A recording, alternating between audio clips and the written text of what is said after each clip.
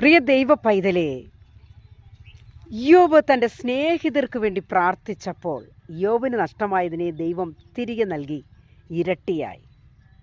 നമ്മുടെയും ജീവിതത്തിൽ ചില മാറ്റങ്ങൾ നാം കൊണ്ടുവരേണ്ടത് ആവശ്യമാണ്. പ്രാർത്ഥന.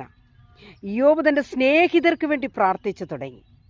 നാമോ രക്ഷിക്കപ്പെട്ട നാളിൽ നാം പ്രാർത്ഥിച്ച നമ്മുടെ പ്രാർത്ഥന ഇപ്പോഴും ഉണ്ടോ പ്രിയരെ? ഇന്നേക്ക് അനേകരിലും പ്രാർത്ഥനയുടെ ടൈമിംഗ് വളരെയധികം കുറച്ചിരിക്കുന്നതായി കാണുവാൻ കഴിയുന്നു. 1 മണിക്കൂർ പ്രാർത്ഥിച്ചവർ അരമണിക്കൂറായി മാറ്റി, അരമണിക്കൂർ എന്നത് 1/4 മണിക്കൂറാക്കി. ഇപ്പം അത് 10 മിനിറ്റ് പോയി, 10 മിനിറ്റ് പോയിട്ട് 5 മിനിറ്റ് പോലും ഇല്ല.